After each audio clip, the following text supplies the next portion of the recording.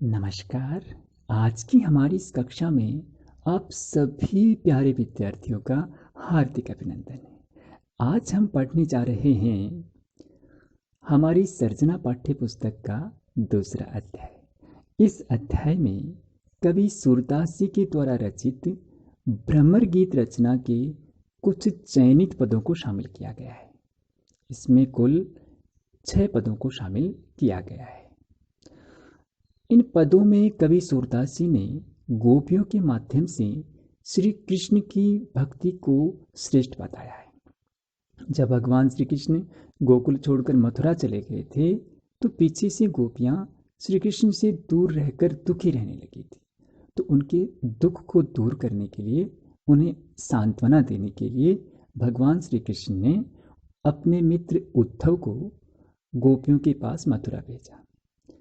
उद्धव गोपियों को आकर निर्गुण ब्रह्म योग का उपदेश देते हैं, निर्गुण ब्रह्म योग को अपनाने के लिए कहते हैं, मगर गोपियां श्री कृष्ण की भक्ति को छोड़कर निर्गुण ब्रह्म योग को न अपनाने की बात कहती हैं। तो इन 6 पदों में से आज हम पढ़ेंगे पहला पद। पहले पद में गोपियां कहती हैं, हमारे हरि हारिल की लकड़ी। हरि यानी श्री कृष्ण। तो गोपियां कहती हैं कि हमारे लिए श्री कृष्ण हैं वो हारिल पक्षी की लकड़ी के समान है। यानी हारिल एक पक्षी होता है जो कभी भी जमीन पे पैर नहीं रखता, उसकी खास विशेषता होती है, और हमेशा अपने पंजों में एक लकड़ी को, एक तिनके को दबाए रखता है। जब पेड़ पर होता तो लकड़ी को पकड़े रहता है, पेड़ के तिनके को, लकड़ी को पकड़े रहता है, और उड़ता है तो भी लकड़ी की तिनके को हमेशा अपने पंजों में दबाए रखता है। तो कहते हैं कि हमारे लिए भगवान श्री कृष्ण हारिल पक्षी के द्वारा पकड़े गए उस तिनके, उस लकड़ी के समान है जो कभी भी अपने से उसे अलग नहीं होने देता। ऐसे ही हम श्री कृष्ण का ध्यान कभी भी नहीं छोड़ सकती, कृष्ण की स्मृतियों को, उसकी भक्ति को कभी भी नहीं छोड़ सकती, एक पल के लिए भी नहीं छोड़ सकती। वे कहती हैं कि मन बच करम नंद नंदन सो और यह दृढ़ कर पकड़ी, कि हमने, और मानी हृदय, अपने हृदय में श्री कृष्ण को मन से, वचन से और कर्म से दृढ़ता से धारण कर रखा है। हम उसको एक पल के लिए भी नहीं छोड़ सकती। उनकी भक्ति करना एक क्षण के लिए भी, एक पल के लिए भी नहीं छोड़ सकती। आगे कहते हैं, जागत सोवत सपने सो तुक। जागते सोते सपने में भी, और सो तुक माने प्रत्यक्ष में या साक्षात। कान्ह जकरी, हमेशा हम कन्हैया कन्हैया ही पुकारती रहती हैं। जकरी मानी रटती रहती हैं, पुकारती रहती हैं।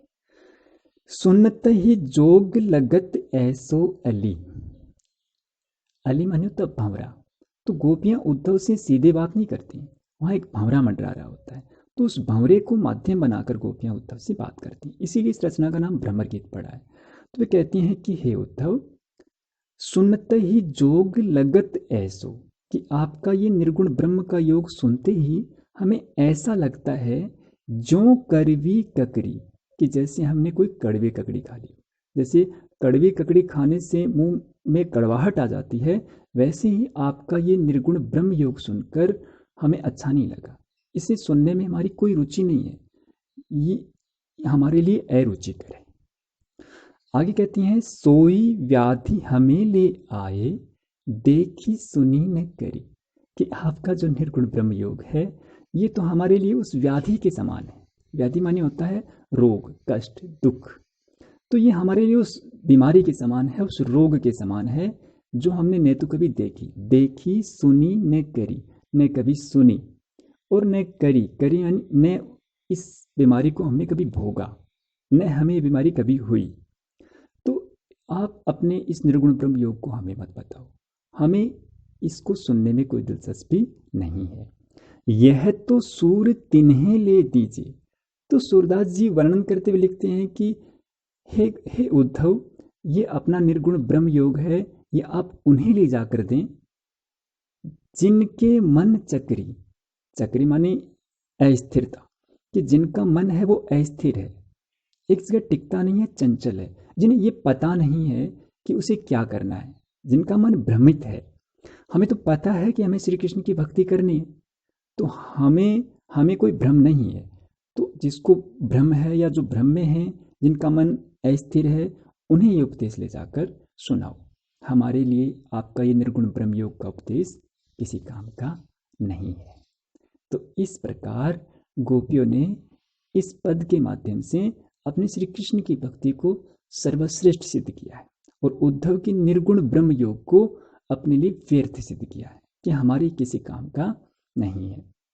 तो इसमें से बीच में से प्रश्न आप बनाइए, साथ साथ मैं भी साथ साथ देता हूँ प्रश्न आपको करने के लिए। आप भी अपने मन में आपके खुद के सवाल उठेंगे, उतना ही ज़्यादा आप सीखेंगे। जैसे हमारे हरि हारिल की लकड़ी, तो यहाँ प्रश्न बन सकता है कि गोपियों ने कृष्ण को किसके समान बताया है और क्यों बताया है। तो हारिल पक्षी की उस लकड़ी के समान बताया है और क्यों बताया है, क्योंकि जैसे हारिल पक्षी उस लकड़ी के तिनके को नहीं छोड़ता एक पल के लिए भी, वैसे हम श्री कृष्ण की भक्ति को नहीं छोड़ सकते, इसलिए बताया है। और इसी प्रकार अगला एक प्रश्न बन सकता है कि भगवान श्री कृष्ण के प्रति अपनी जो भक्ति है, अपना जो प्रेम भाव है, उससे गोपियों ने किस प्रकार अभिव्यक्त किया है। तो इस पूरे पद के माध्यम से हम इसका उत्तर दे सकते हैं। इसी तरह एक प्रश्न बन सकता है कि गोपियों ने उद्धव से योग की शिक्षा कैसे लोगों को देने की बात कही। अभी अभी हमने पढ़ा कि योग की शिक्षा गोपियों ने उन लोगों को देने की बात कही है जिनका मन अस्थिर है, चंचल है। और क्यों कही है, इसको भी हम समझा सकते हैं। तो गोपियों को उद्धव का योग संदेश किसके समान लग रहा है। तो यहाँ इस पद में हमें दो बातें देखने को मिलती हैं। एक तो वे कहते हैं कि आपका एक योग संदेश एक कड़वी ककड़ी के समान है, सुनने में अरुचिकर है। और दूसरा, उन्होंने इस योग संदेश को एक व्याधि की संज्ञा दी है, एक कष्ट या एक रोग या बीमारी की संज्ञा दी है। तो किसके समान लग रहा है और क्यों लग रहा है, उसका भी हम इस पद को समझने के बाद में उत्तर दे सकते हैं।